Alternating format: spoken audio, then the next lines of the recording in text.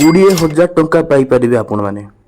हाँ फ्रेंड्स, आपण मैंने ठीक सुनले 20,000 पर्यंत टंका पाइपर आपण मैंने जदि आज भिडियो को आपण मैंने शेष पर्यंत देखिए।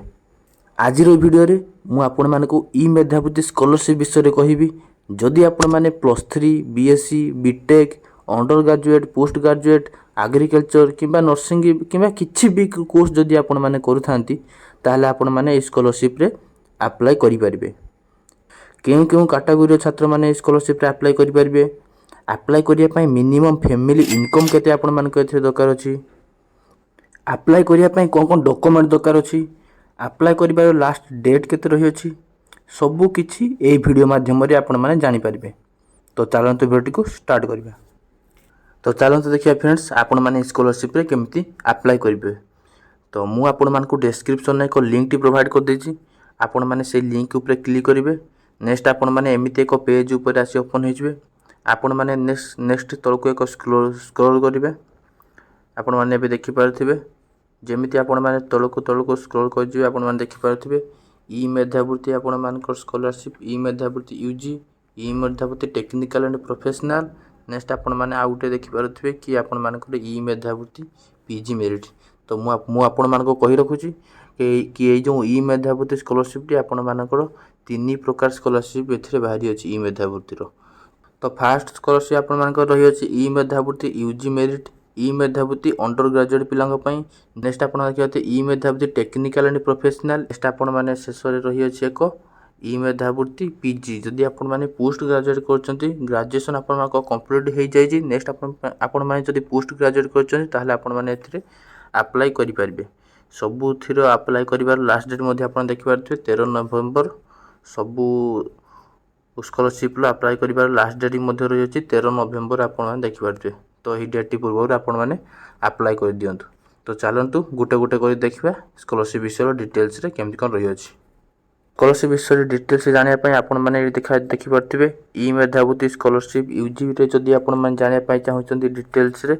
नेक्स्ट आपण माने देखि पारथिबे एटी व्यू डिटेल्स लिखा जायछि आपण मानकु। तो आपण माने एटी क्लिक करिवे।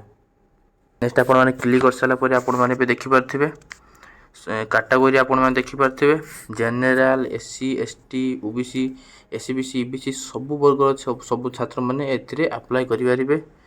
नेक्स्ट आपण देखि पारथिबे कोर्स कोन रही अछि। जदि +3 करचंती आपण माने अप्लाई करि परिबे। नेक्स्ट आपण माने जदि बीबीए करचंती बैचलर ऑफ बिजनेस एडमिनिस्ट्रेशन जदि आपण माने करचंती आपण माने अप्लाई करि परिबे। सही परि जदि आपण माने BCA bachelor of computer application करथिले आपण माने एथिरे अप्लाई करि परिबे। सही परि बीजीएमसी आपण माने करथिले अप्लाई करि परिबे। तो नेक्स्ट देखिनबा चलंतु फैमिली इनकम केते रही अछि। तो आपण मानक पेरेंट्स रो इनकम जदि 8 लाख टंका रु कम रही अछि ताहले आपण माने एही जॉब रे अप्लाई करि परिबे। सही परि परसेंटेज आपण माने देखि पारते मिनिमम आपण मानक 55% रहिबार अछि इन लास्ट एग्जाम अपीयर्ड। जदि आपण माने +3 करूचंती +3 जदि आपण मानकर फर्स्ट ईयर रे अछि ताहले आपण माने +2 सेकंड ईयर रे आपण मानक मिनिमम 55% रहिबार अछि। सही परि जदि आपण माने +3 सेकंड ईयर करूचंती ताहले आपण मानक +3 फर्स्ट ईयर रे आपण मानक मिनिमम 55% रहिबार आवश्यक अछि। तो जहाँ भी आपण माने जो ईयर रे भी आपण माने थिबे आपण मानकर प्रीवियस ईयर रे लास्ट एग्जाम रे आपण मानकर मिनिमम 55% रहिबार आवश्यक अछि। नेक्स्ट हम देखनबा कोन डॉक्यूमेंट सही पर दरकार। तो आपण देखि पारथिबे आधार कार्ड दरकार इनकम सर्टिफिकेट सही पर दरकार। नेक्स्ट आपण देखि पारथिबे रेसिडेंट सर्टिफिकेट सही पर बैंक रो पासपोर्ट साइज रो कॉपी दरकार। आपण मानको आईएफएससी कोड मध्ये आपण मानको बैंक रो दरकार। सब बैंक रो एक आईएफएससी कोड थाए। तो निश्चय आपण मानकर बैंक अकाउंट भी जो बैंक रे थिवो से तार एक आईएफएससी कोड थिवो। सही परि आपण मानको पासपोर्ट साइज फोटोग्राफ दरकार। तो यह सब आपण माने अप्लाई डॉक्यूमेंट दरकार। ए सब अप्लाई करिया बरे ए सब डॉक्यूमेंट मध्ये दरकार। केमिति अप्लाई करे ता भी मध्ये मु आपण माने जणाई देबी। नेक्स्ट आपण माने के देखा जाथे एठी एक गाइडलाइंस डॉक्यूमेंट एक पीडीएफ आपण मानको प्रोवाइड कर जायछि। तो चलो देखिया पीडीएफ रे कोन दिया जायछि। तो ई पीडीएफ रे आपण मानको डिटेल्स से सब किछि दिया जायछि। जदि आपण माने ई पीडीएफ को पाया चाहउछथि ताहले तले डिस्क्रिप्शन बॉक्स रे मो टेलीग्राम चैनल एवं व्हाट्सएप चैनल लिंक प्रोवाइड कर दीजिए। आपण माने जाई सेठी जाई टेलीग्राम चैनल एवं व्हाट्सएप चैनल जॉइन करतु आपण माने जाई सेठी पीडीएफ को देखि परिबे एवं पीडीएफ को डाउनलोड करि परिबे निजे मोबाइल माध्यम रे। नेक्स्ट सेहीपरि जदि आपण माने ई मेधाबृत्ति टेक्निकल एंड प्रोफेशनल अप्लाई करिया पई चाहुछंती तार मध्य लास्ट डेट रही अछि 13 नवेम्बर रही अछि एवं एआर चलन देखनबा डिटेल्स रे ई मेधाबृत्ति technical and professional scholarship apply करिया पई केमति कोन रही अछि। तो नेक्स्ट आपण देखि पाते व्यू डिटेल्स एटी अछि तो आपण माने व्यू डिटेल्स ऊपर क्लिक करिवे। तो यही टेक्निकल एंड प्रोफेशनल जदि आपण माने किछि एग्रीकल्चर रिलेटेड किछि भी करचंती किंबा एनिमल हस्बेंडरी आपण माने करचंती एग्रीकल्चर करचंती BSc in technical and professional आपण माने जदि कोर्स किछि करचंती किंबा सही परि आपण माने देखि पारथिबे बीबीए करचंती किंबा हॉस्पिटैलिटी रे आपण माने मैनेजमेंट रे किछि कोर्स करचंती सही परि बीटेक करचंती इंजीनियर रे जदि आपण माने अप्लाई करचंती कोर्स करचंती सही परि आपण माने देखि पारथिबे फॉरेस्ट्री करचंती इंटीग्रेटेड बीडी करचंती इंटीग्रेटेड एमएससी करचंती master in science integrated MSc master in science जदि आपण माने करचंती सही परि जदि आपण माने एमबीए एमसीए लॉ करचंती वकील पई आपण माने जदि करचंती सही परि एमएससी एमटेक मैनेजमेंट एमसीए जदि आपण माने अप्लाई करचंती सही परि नर्सिंग पैरामेडिकल फार्मेसी ए सब जदि आपण माने देखि पाथि आपण माने स्क्रीन देखि पाथि आपण माने चाहिले फोटो स्क्रीनशॉट मध्ये रखि परिबे। तो एही सब विषय जदि आपण माने अप्लाई करचंती आपण माने पढ़ुचंती किंबा कोर्स करचंती आपण माने एथिरे अप्लाई करि परिबे एवं एथिरे आपण मानको फैमिली इनकम सही पर देखि पाथि 8 लाख रु कम थिबा दरकार अछि।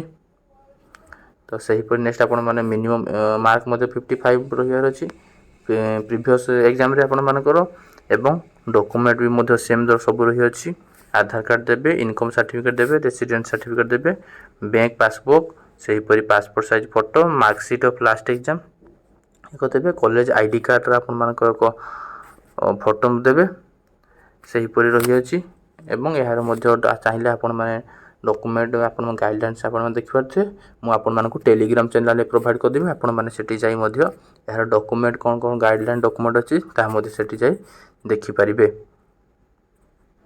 एहा पर जदि आपण माने तळकु स्क्रॉल करबे आपण माने देखि पारथिबे ए आपण माने जहा भी करथांतु जदि आपण माने ए स्कॉलरशिप अप्लाई करछन ताले आपण मानकु 20000 टका सैलरी मिलबो मतलब आपण देखि पारथिबे नर्सिंग पिलांको 20000 फार्मेसी एग्रीकल्चर बीएससी डेंटल समस्त को आपण मानकर 20000 टका बॉयज गर्ल्स समस्त को 20000 टका मिलबो देखि पारथिबे आपण माने समस्त को 20000 टका एथिरे स्कॉलरशिप मिलबो। से पर नेक्स्ट हम देखनबा ई मेधाबृत्ति पीजी मेरिट पई आपण माने से पर देखबते 13 नवेम्बर लास्ट डेट रही अछि यार कोन डिटेल्स चलतु देखनबा। तो से पर आपण देखि पारथिबे जदि आपण माने ई मेधाबृत्ति पीजी पई जदि आपण माने अप्लाई करचंती सेथिरे आपण माने जदि आपण माने एमए करचंती किंबा एमकॉम करचंती किंबा एमसीए करचंती एमएससी जदि आपण माने करचंती ताले आपण माने एथिरे अप्लाई करि परिबे। तो यार अप्लाई करिया पई आपण माने देखि पारथे फैमिली इनकम मध्ये आपण मानको 8 लाख रु कम रहियार अछि सही परि मिनिमम परसेंटेज मध्ये 55% रहि अछि लास्ट एग्जाम रे डॉक्यूमेंट मध्ये से सेम डॉक्यूमेंट सब दरकार अछि आधार कार्ड इनकम सर्टिफिकेट सही परि रेसिडेंट सर्टिफिकेट बैंक पासबुक एवं marksheet of last year college ID एही सब आपण मानको दरकार अछि।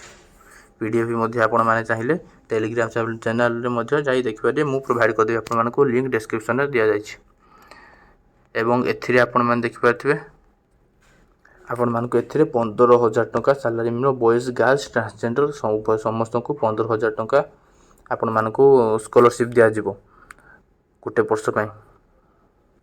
तो आपण माने तो देखिले ई मेधाबृत्ति 3टी स्कॉलरशिप अप्लाई कर जाउची फर्स्ट ई मेधाबृत्ति यूजी मेरिट पई अप्लाई कर जाउची नेक्स्ट आपण मानको ई मेधाबृत्ति टेक्निकल पई अप्लाई कर जाउची सही परि आपण मानको ई मेधाबृत्ति पीजी पई एको अप्लाई कर जाउची।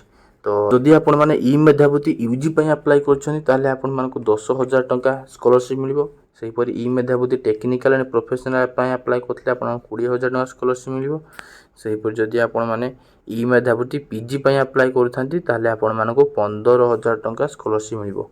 तो सबुठारु अधिक पैसा आपण मानको टंका मिलुची ई मेधाबृत्ति टेक्निकल एंड प्रोफेशनल स्कॉलरशिप रे।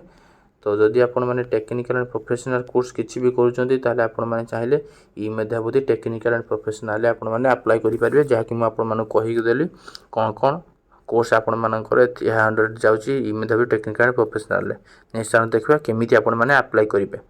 तो धरा जाऊ मु आपण को ई मेधाबृत्ति टेक्निकल एंड प्रोफेशनल केमिति अप्लाई करि देखे। तो अप्लाई करिया पई आपण मानको देखा जाउथो अप्लाई बटन एठी को दिया जायछि तो आपण बटन ऊपर क्लिक करेंगे आपने अप्लाई नाउ बटन पर जमी आपने क्लिक करेंगे नेक्स्ट आप देखिपे आपण मानक लॉगिन करने ऑप्शन आसी रजिस्टर नाउ क्लियर करने आपण एक ऑप्शन आसी तो जदि आपण मैंने फास्ट टाइम ई मध्यावधि स्कॉलरशिप अप्लाई कर पूर्वर के अप्लाई करना ताहले आपण मैंने रजिस्टर नाउ ऊपर क्लिक करी आपण मैंने क्लिक करेंगे तो सही जदि आपण पूर्वर के अप्लाई कर आपण मान पाखरे आपण मानकर यूजर नेम एवं पासवर्ड थिबो नेक्स्ट आपण माने यूजर नेम पासवर्ड ये एंटर करेंगे जदि आपण पूर्व अप्लाई अप्लाई कर सारा पर एंटर कर सारा पर आपण मान एक पजल ये दि जाए मैथ पजल आपण मैंने 10 + 5 = 15 तो ये एंटर करी आपण मैंने लॉगिन ऊपर क्लिक करेंगे किंबा जदि आपण मैंने फास्ट टाइम अप्लाई कर आपण मैंने रजिस्टर नाउ ऊपर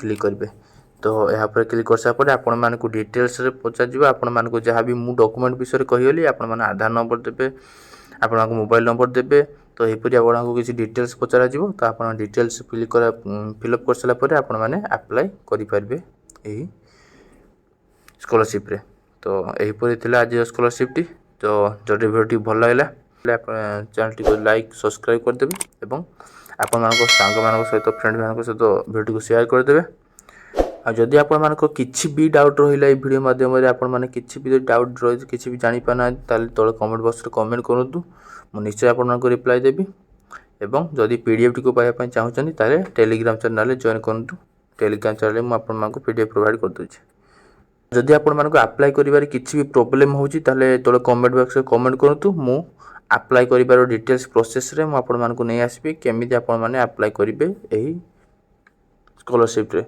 डिटेल्स रे अप्लाई करिबार प्रोसेस भी मु अप्लाई करी आपण मानक जणाई देबी तो आज वीडियो एतिक थिला रहूची।